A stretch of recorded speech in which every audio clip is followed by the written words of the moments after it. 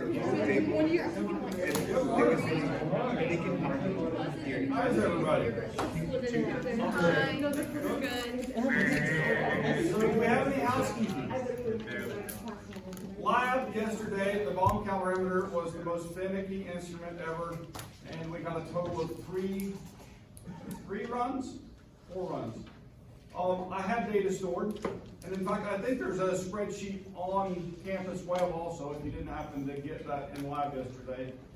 If not, I'll put some up there, so that you'll have data. Continue like the bomb calorimeter worked. We all got to see how to set it up. We talked about how it worked, and when it did go, then it was a wonderful thing to hear that beep, beep, beep. And so anyway, so don't feel like it was a failure. Sometimes it struggles to stabilize, and it's the colder temperatures of the water.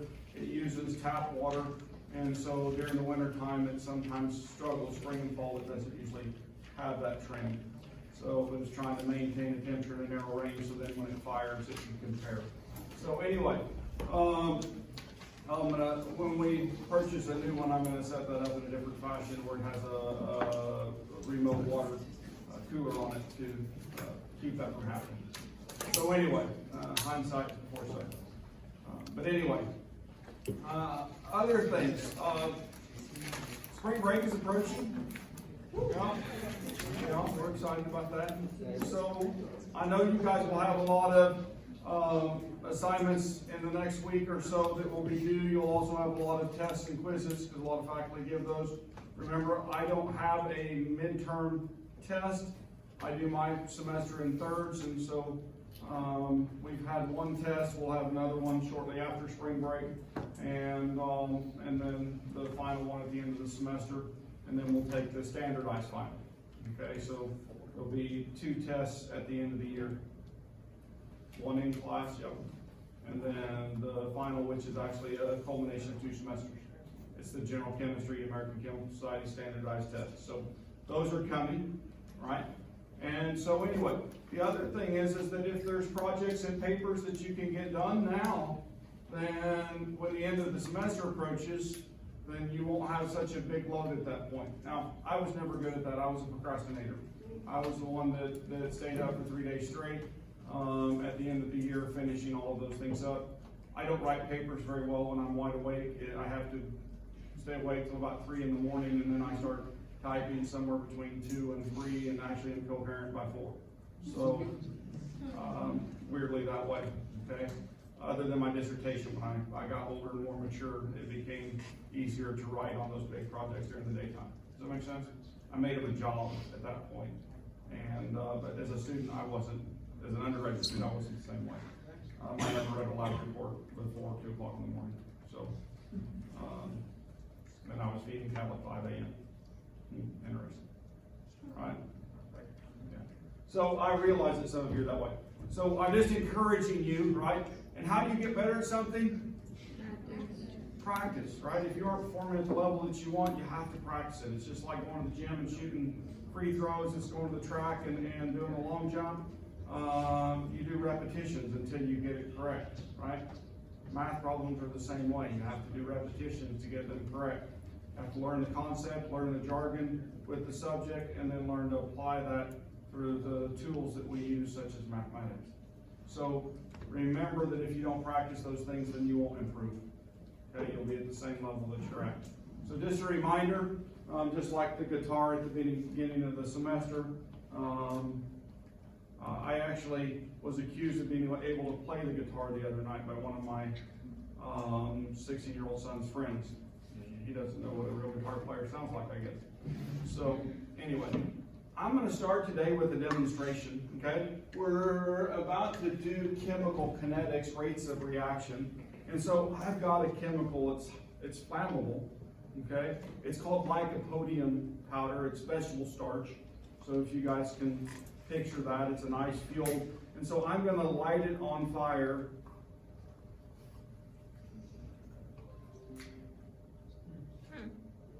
It's not that exciting, is it? So I'm going to change the conditions of the experiment just a little bit. Is that okay? So I'm going to take the lycopodium and I'm going to put it inside of this funnel. And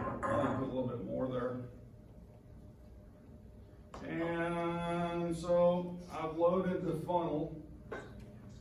And then I'm going to take a candle because I want to sustain a flame. Is that good? You guys, I can do that, right? It's going to smell nice too because it's a scented candle. And it's not even on light.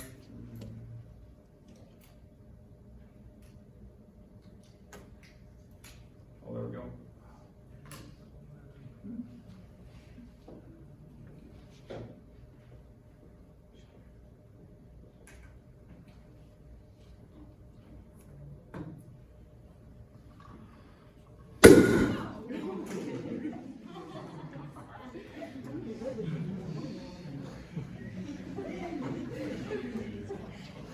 What changed?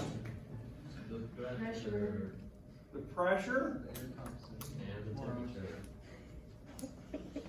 If I have it laying flat on the surface, then the surface area that I'm trying to light is very limited compared to when I take the fine dust particles and put them into a mix with the oxidant, right? And so what I did was the oxygen in the atmosphere, when I blew the dust up into that oxygenated atmosphere, and then the particle edges were very small, and so we basically initiated a chain reaction that went very fast and traveled through the dust. You guys realize that this happens in the real world. Anybody know where this happens at? Yeah. Direct fuel injection whenever Direct. it sprays. Yes. Direct fuel injection, that mist, when it goes in, it definitely does that. But there's a place where catastrophes happen. Mills, sugar mills, feed mills. When they're grinding feed and sugar and those types of things, then they make powdered dust, right? And then a fire gets initiated, and when it does, if something causes the dust to break free, like a small explosion on a bearing or something like that, then that shakes the whole building. And the secondary explosion then takes out the entire plant. There's some amazing videos online of that. Okay? There really is. There's actually a perchlorate plant in Nevada, I believe. It's really amazing. Okay, I'll show that in my environmental chemistry course coming pretty soon because we're into those types of things. But anyway, so I want you guys to be aware that kinetically, when it's sitting on the tabletop with low surface area, the reaction went slow, right? And when I made the surface area available for the reaction to occur, what happened? And boom, it went much faster, right? And so that's the beginning of a lesson in kinetics, all right? The rates of reaction. How fast do they go, right? And so now I don't want to separate processes, right? But in chemistry, we usually study what we've been doing is some quantum mechanics with the atomic structure and those types of things, right? And we did orbitals and all of that. And that's one area of chemistry. And then we've done quite a bit of thermodynamics, okay? And thermodynamics is the study of energy transfer, right? You guys with me? And so that's the amount of energy to transfer. The other branch that we commonly look at is kinetics, okay? And in fact, physical chemistry, the course, is based on those three topics. So you go back and revisit chemical kinetics, chemical thermodynamics, and quantum mechanics in that course, right? And you do it from a mathematical perspective. It's kind of fun, actually, right? If you have a good grasp in math, it's a great course, right? And if you're like me, then you find someone who became an engineer to help you do the math, and you help them with the theory, right? That's how I survived physical chemistry, although I've gotten better at math over the years. All right, so the branch of chemistry that deals with chemical reactions, the rate at which they occur. Now, do you have energy transfer going on at the same time as you do the kinetics? Yeah. Yes. So remember that though we separate them into two topics, they're occurring simultaneously. Okay? But thermodynamics only talks about the amount of energy that transfers. It doesn't talk about how long it takes to happen. Right? The process could be 1 billion years, all right? Or it could be instantaneous in a chain reaction. You guys with me? So that's what kinetics talks about. So kinetics looks at the activation energy to get the reaction started. And so I overcame the activation energy by putting a flame in there that's available for the reaction to start, right? And so that had enough energy when the first fuel made it. And then once the fuel ignited, then there was enough energy from each one of those occurring to spread that reaction throughout. Cool? So, all right. That's just like a hydrogen balloon filled with hydrogen and oxygen, right? If I just let that sit here in the room, will that ultimately convert to water? It's possible if there's enough energy to get some of that reaction to occur. How do I make it happen instantaneously? I light it, right? And hydrogen plus oxygen makes H2O. You guys with me? So I get it up over the activation energy to initiate that, and then the thermodynamics of the reaction provide enough energy to keep it going until it runs out of fuel, right? Or oxidant, either one. Cool? Yeah. So, rates. So this is showing a graph. It is concentration versus time. And if I look at it from the beginning to the end of the experiment, right, then I can calculate an average rate for that time period, right? The change in concentration divided by the change in time. You guys with me? In fact, have you done this before? The first lab of this semester, what was it?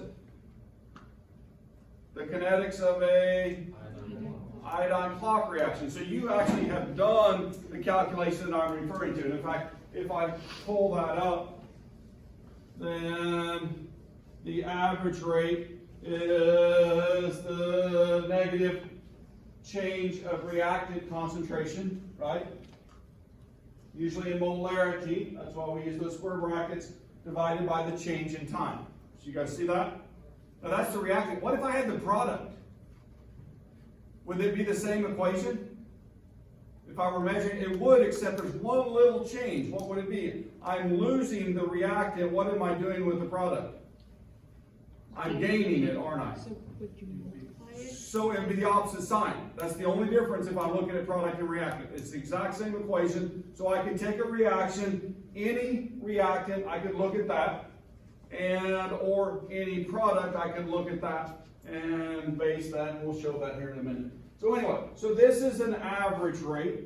Now, there's another thing that we can look at. It's called the instantaneous rate. And so at any given point in that reaction, if we do a tangent line on the slope of that curve, then we can find the rate at any given moment, the instantaneous rate. So the instantaneous rate is changing throughout the experiment over the period of time. All right? There's purpose in both of those. This course, we're going to focus on the upper one. Okay? We're going to do the average change. All right? Cool? All right. When you get to PChem, you'll look at some cases where you'll use instantaneous rate. All right. So, how do I control the rate of reaction?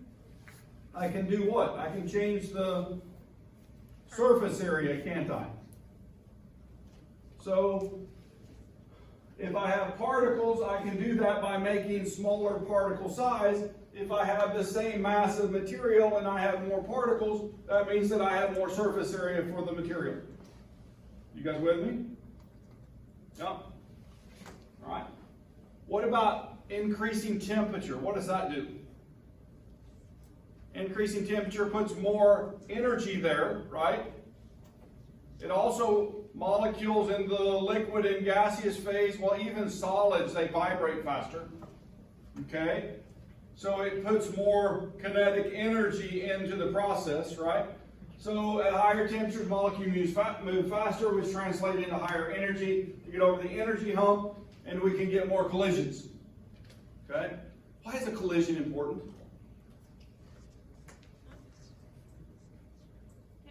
How do two atoms react? Do they react by hanging out here, or do they react by coming together? They have to come together. So collisions become important, don't they? Yeah. Alright, so concentration. Why would an increased concentration make the reaction go faster? I have more to react. I have more present, so I get more collisions, don't I? If I'm in a solvent, okay? So the higher concentration, all right, increasing concentration increases the rate of the reaction, all right? And then I can use Hereford's. Oh, yep. If it increases the rate of reaction, okay, so like you're saying that increasing the rate of reaction is faster, so it's not like it increases the number, so it takes longer. So by adding a higher concentration, are you saying it's going to take longer to get to the end of the reaction? No, I'm just making sure that when you say increases rate of reaction, you're talking about the shorter reaction. I'm talking about the change in concentration over the change in time. Okay. So at higher concentrations, there's a greater change in concentration per unit time. Okay. At lower concentration, those reactions slow. In fact, it's even on that previous slide, the exact thing that I'm talking about. If I'm looking at this curve right here, right, then you see when my concentrations are high, the rate is higher, and then it diminishes over time. Okay, does that make sense? So it's coming down faster under high concentrations and then flattens out. Cool? All right, that's what I'm trying to say. All right, so I got to this last one, and I said it has to do with Herefords and Angus and Limousine, Holstein. I'm giving you a catalyst, right? Yeah, that's one of my favorite dad jokes right there. All right, so the effect of a catalyst lowers the activation. It gives a surface for the reaction to happen on, right? Now, in our bodies, we have things, well, in living things, there are molecules called enzymes. You guys are familiar with enzymes, right? And enzymes, very often, platinum, the noble metals right here in the middle of the periodic table are used frequently in reactions. Okay? Palladium, rhodium, silver, gold, platinum, those are all used in nickels, used in synthetic chemistry, right? And in fact, catalytic converters use a combination of rhodium and, I can't remember, I have to go look that up.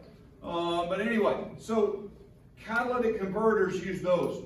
Enzymes actually use proteins, right? You guys with me? So they use amino acid chains that are folded into ultimately tertiary structure. Sometimes there's metals combined with them, and zinc, for example, and so on. And so those things are present and they do catalytic activity. But enzymes oftentimes are much, much faster than the surface catalysts like these. Okay? Now, you ask why. It's because, you know, those R groups we were looking at? Those R groups can be oriented in such a way that they actually take the molecule and they flip the molecule to the exact position that it needs to be in when it makes the collision on the enzyme active site. And so not only does the surface provide a place for the reaction to happen, it orients the molecule so every collision is efficient. That's not design. Just asking. Random chance, that's what they say. I don't know. I'm weird that way. All right. I believe evolution does occur. All right. I believe that we're made to change over time, and I'll say that honestly. All right. But I also believe that we were designed that way. Cool? You guys get that? Okay. So, did we just see this? A little bit different form. They're actually blowing the dust across the flame, right? And trying to light it in the bowl. And so what's happening in the bowl? Not much. What's happening here? Cool fireball, right? Impressive, right? So particle size. So it's the surface area, isn't it? Okay. The surface area, more surface area provides for a faster reaction. This is a popular kinetics reaction, kind of like the iodine clock reaction. And this is cisplatin with water. And so if we look up here, then the water attaches in place of the chloride. And so there's a substitution that occurs. And with that, there's a color change. Okay? And so we can run this reaction. And this is a curve showing the change in concentration over the change in time, like we were looking at a minute ago. And we can see we started at 0.01 moles per liter, or molarity, and we've come down to about 0.001 moles per liter. You guys see that? So the change in concentration would be the difference between 0.01 and 0.001 for the duration of the experiment, divided by 2,000 minutes. You guys with me? So I could calculate the rate, the average rate of reaction for that.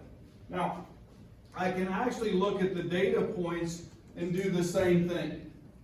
Okay? So I can look at it overall, but I can also look at it in places, well, we can start talking, have you guys ever heard about things called half-life and those types of things? So chemical kinetics, that's a piece of chemical kinetics, half-life. You guys with me? The amount of time that it takes for half of it to go away. Now, I, as a chemist, and I'm looking at kinetics, I have a tendency to look for those types of things.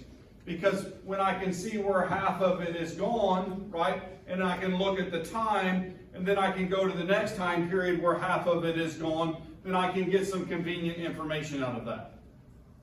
Okay? So, just saying it in that way. So if I'm looking at this, and I'm looking at where we started, and maybe 400 seconds, right?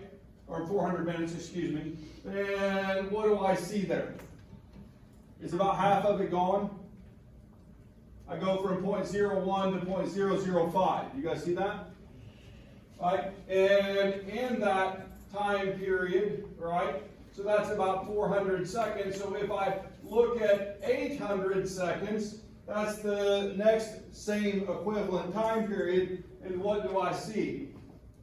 It halved again, didn't it? Or close to that. You guys catch that? Yeah. And so now I know I'm rounding numbers a little bit, but as you know, Dr. Pearson does that a lot. Okay? And so I'm rounding numbers to see that. And when I see that, then all of a sudden, do you guys remember what you calculated in terms of the kinetics of an iodine clock reaction? You did two things. You found the rate law, right? And in the rate law, there's two things. That we experimentally found what? The orders of reaction, right? The other thing is that we found the rate constant that goes with that, okay? So experimentally we found that. But when I'm looking at this and I have this data, then I can automatically look at that and say this is first order based on that information I just looked at. Simply that. Right? Now, there's an official way to do this. We can actually plot this. Okay? So we're going to learn how to do those plots. And the plot for first order is characteristic of that. Okay? And so we'll learn about how to do those things. Okay? But I'm just telling you that don't be afraid to look at the data, right, to find that information. Okay? You can look at the spreadsheeted data without actually doing the plots and find the same information if your brain can process it in that way. Does that make sense? So I'm giving you that advantage, or trying to. So now, if I'm looking at a reaction like the cisplatin reaction, right? So if I'm looking at this, then there are two reactants and two products. Do you guys see that? Okay? And so mathematically, in that relationship, if I want to talk about what the rate is, I can calculate it from any one of those species. Okay? So if I'm looking at the water, which is the first one, if I take -1 over the coefficient, right? You guys see the reaction above the little a, right? 1 over the coefficient, times the change in A divided by the change in time. That's the same, or I should get the same number if I do -1 over B, the coefficient for B, by the change in B's concentration. Right? Or if I go to the reactant side, it's the exact, or the product side, it's the exact same thing, except what's missing in that? I've already mentioned it once. The sign. The negative sign, right? Because we're gaining the product, and so when we're losing reactant, then we're losing reactant at the rate that we're gaining product within the definition of the mole ratio. You guys with me? Yeah. And so that allows us, now, the neat thing about that is that sometimes if I'm doing this in an aqueous solution, am I going to be able to determine the change in the amount of water?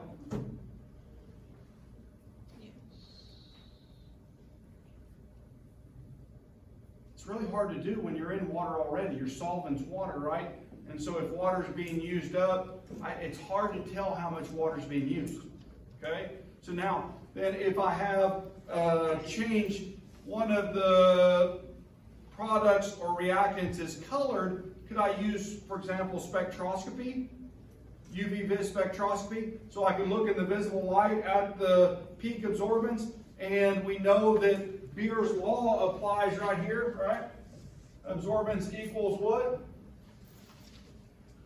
Extinction coefficient times the cell width times the concentration. These are constant, and so if I'm doing kinetics with the UV vis spectrometer and I'm gaining or losing color, then I can see that change in concentration based on the proportional change here, right? And so I can measure that, right? Now, we did it a little bit differently when we were doing the iodine clock. We took the spectrometer out of it because we used a delay indicator, right? You guys remember in that experiment that it went and, of course, forever, and then all of a sudden it just changed color, right? You guys remember that? And so that was because the way we designed the chemistry was to make that wait to change colors until all of one of our reactants was used up. And then we based our time measurement on that one. Yeah. And so this reaction would be done a little bit differently. We would measure it in progress. Okay? In fact, you can put it into a sample cell, put it into the spectrometer, and then monitor the changes over time and record those individual data points based on the spectroscopy. Okay? But you have to have some way to measure either a product or reactant to make this work. Okay? Cool or not? Kind of cool? Yeah, all right. So here's another reaction. And I want you guys, the data is set up a little bit differently, okay? So this is done in a way to compare experiments. This was starting with one concentration, right? 0.01, and then allowing it to go to completion. You guys with me?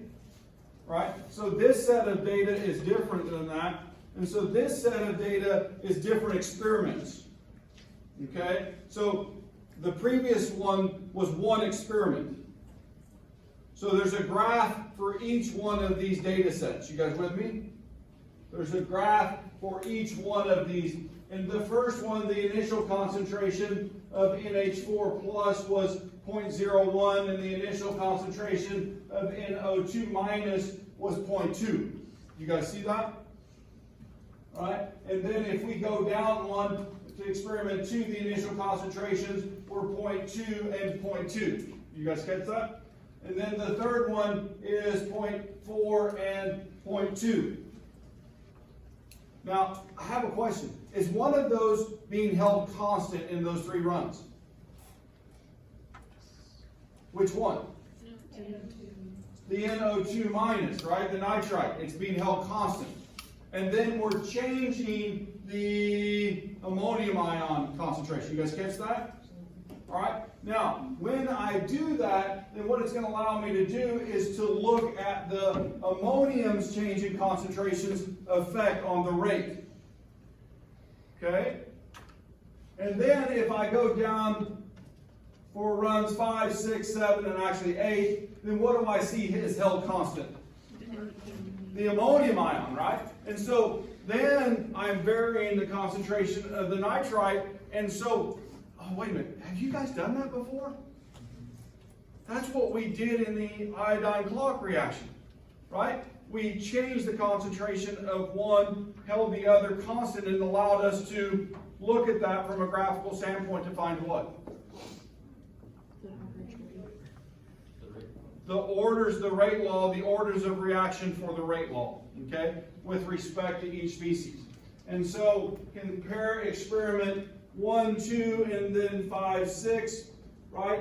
And so if I look at the observed rates in that, the initial rate, 0.5 or 5.4 for the first one, and then if I do 0.2 and 0.2, it's 10.87. If I go down to runs 5 and 6, the initial rate was 10.8 and then doubled to 21.6. Do you guys see that? And so both of those are doubling the rate by doubling the concentration of each given species. And so in that, those are both first order. Okay? Yes? What would it be if it was second order? If it were second order, then the rate would quadruple. It would be squared, right? So the change in concentration would cause a square result for that. So if I doubled, then it would be 2 squared, so it would be a 4 times gain. Okay? And so that sticks out, doesn't it, if you're looking at the data. And if the rate doesn't change and I double the concentration, right, then that's considered zero order. And there's processes that work on zero order kinetics. And so if I graph the concentration versus time in a zero order, then it's a linear graph because the rate's not changing with a change in concentration. Okay? So a lot of this, the difficulty isn't the presentation of the material or the data or those types of things. It's the language, right, that is the struggle in this. Because we're using these weird words like order. And all the order is a power, right? An exponential for that particular species, the way it affects the rate of reaction. Now, the cool thing is that there's seldom, the most common is first order. Okay, in chemical reactions for any given species, that's usually what it is. There's a number of second order reactions out there. All right, you move beyond that, well, they become rare. Okay, so realistically for this, you really have to know 0, 1, 2, and 3. You guys with me? So don't think that it gets any harder once you learn the math. Once you can do it all, right? Because you don't have to go beyond. You don't have to be able to see that. And so I'm just trying to visually prepare you to see that. Now, your book even, so this is a bimolecular reaction. I should define it as that. Okay? Actually, both of these are bimolecular reactions, right? So there's 2 species that are involved that are changing. Okay? Most of the mathematics your book does are unimolecular reactions, just decompositions. And we look at the reactant and it decays into products. And so it actually simplifies the math beyond this, from this, right? So we've done a more complex example already. And so it should become simpler for you guys, okay? Now, back to a question that was asked earlier, right? This slide is showing that at high concentrations, the slope of that tangent line is much steeper, right? So in other words, the instantaneous rate is much higher than it is down here when the concentration is very low. Okay, so that instantaneous rate changes with respect to concentration in a first order or second order reaction. You guys with me? Yeah. So, cool. Connections. And all of the math is there to calculate those, right? So you just pick your instance in time that you want to do that, and then make that calculation, and it's fairly straightforward. So this is the actual reaction, I do believe anyway. And so we see a change in color over a period of time. You guys see that? And so this is a kinetic process. We can measure that. This has, wait a minute, could this be exothermic? Yeah. Could it be endothermic? Yeah. All right. So this kinetic thing doesn't describe the energy transfer. Okay. It only describes the amount of time that it takes for the process to occur. Cool? Now, does that mean that thermodynamics are not occurring? No. Okay. Thermodynamics, energy transfer is happening. We just have a tendency to ignore it in this. Okay? If you take biochemistry, we do a lot of reactions that look at literally the effects of enzymes on reaction rates and temperature and those types of things. We also do that in physical chemistry. Okay, so 2 areas where you look at those. All right, this I can best describe, all right, from the family perspective. All right, and this video is going to show up, I know, and haunt me for this, but I've used this example for years. When we're getting ready to go somewhere, the rate limiting step is my wife.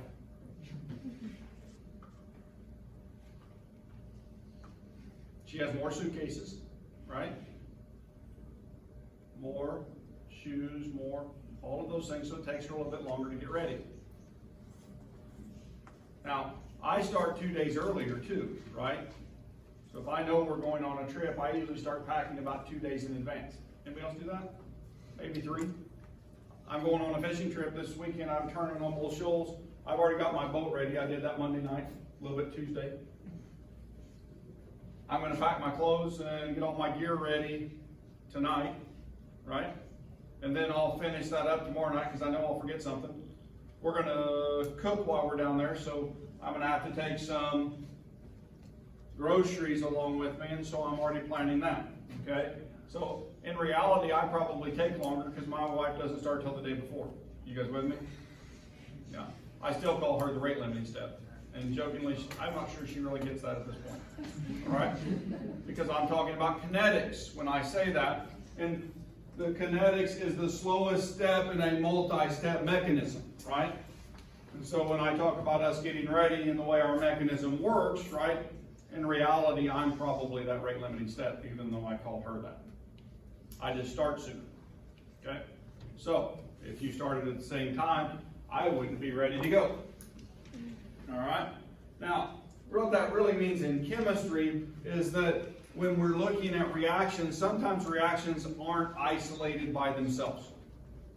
Okay? These processes can be multi-step. So I might have 1, 2, 3, 4 reactions in order that all have to happen. Okay? Now, I'm going to give you in this class 2 examples. Okay? I'm going to give you an example where the rate limiting step is the first step. And mathematically, you're going to love that one much, much more than the rate limiting step is the second step of the reaction. Because when it's the second step of reaction, you have to, well, unless you can measure the intermediate by spectroscopy or something like that, most of the time you can't. Okay? And so then you have to do creative mathematics to find the rate of that reaction. Okay? And I'm going to show you guys how to do that stepwise, and that's the one that you'll need to practice more. Okay? The other one will be exactly like we've been looking at, and you should be able to look at the data and mentally know what that is. You guys with me? Okay? So, yeah, so we're going to look at steps, rate steps, and talk about those. And so then something we have already defined, but to revisit the rate law, and this rate law applies to an expression, and it relates the concentrations to a rate constant, and so then we can look at any concentration and predict what's going to happen with that when we start there. what we actually use our rate experiments to look at, are one of the things that's key. So, all right. So for a reaction, all right, which is bimolecular, all right, the rate times the rate constant, or the rate of reaction equals to the rate constant, times the concentration, the initial concentration of A to the order of A, or M as it's shown here, and then B with the order of N. I usually do order of B when I'm writing it on the board, so just fair warning. All right. So, M and N are orders. If each of those is 1, I'm going to ask a question, see if you remember. If each of those is 1, then what's the overall order for this reaction? Second order. So if I double the concentration of both of them, right, then each doubling should double the rate, right? So we would go 4 times faster for that instantaneous rate, right? You guys? So for that initial rate, then it should be 4 times faster. All right. Language, you guys probably all have this. That's why I visit it once in lab, and then we come here and do it again, trying to get you to store that. All right, the exponent, order reaction exponent of the concentration for reacting applies the number of molecules of that species involved in the rate determining step, right? So when I'm talking about these things, and that becomes the rate determining step, and the orders give us that. All right.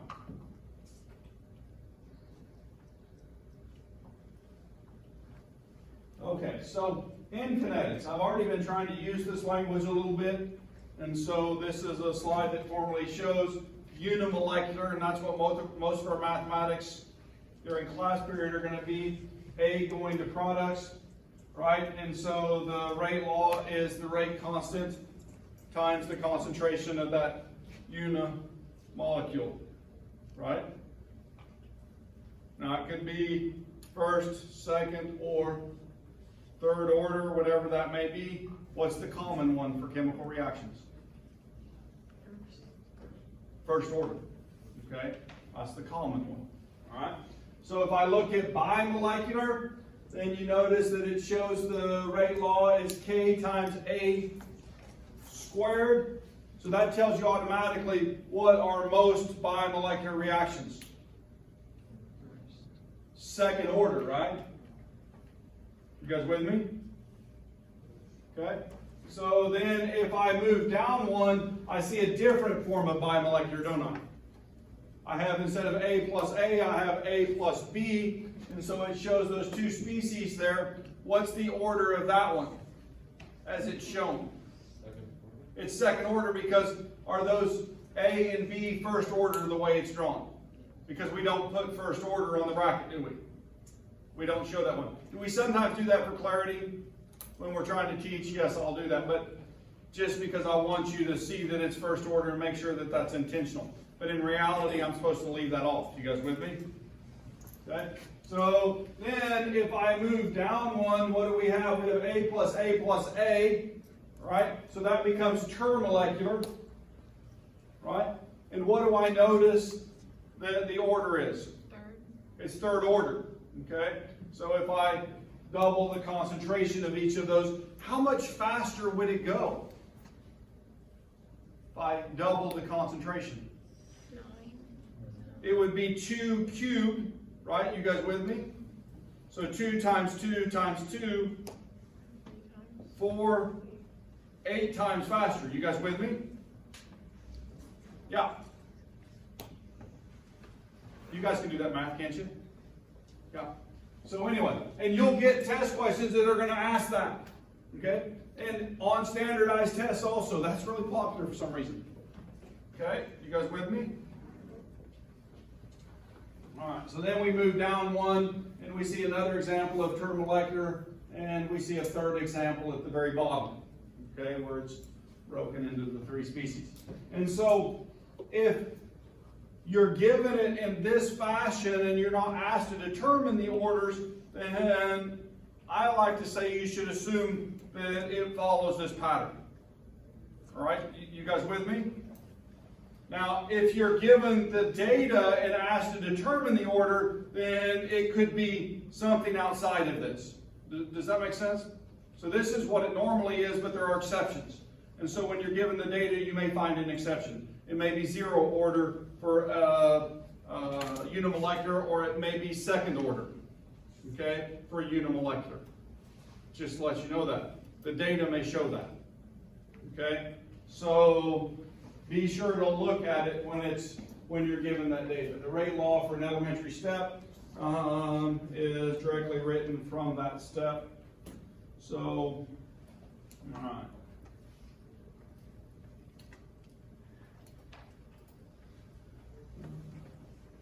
Individual order. So that's the 1 species, okay? When I have 1 box, it has an exponent on it, and if I had a to the 1, then it would be 1st order. And so, with respect to A, if the rate quadruples, then A doubles. The rate depends on A squared, or 2nd order. So if it quadruples, then it's 2nd order. If it doesn't change at all in the rate, then it's 0 order. And so that's what I'm trying to say out loud over and over again. Maybe one of those times it will fall in and hold there. 1st order, you double the reaction concentration, then you double the rate. In 2nd order, it quadruples the rate. In 0 order, it doesn't change at all. What about 3rd order? 8 times. 8 times, okay? All right. Let's stop at integrated rate laws. That's a good place to stop. Oh, that doesn't mean anything other than it's been put into a form that's usable, and you have the delta signs, right, instead of the D's. Oh, we're not starting integrating. So we don't have to integrate, they're already integrated for you, okay?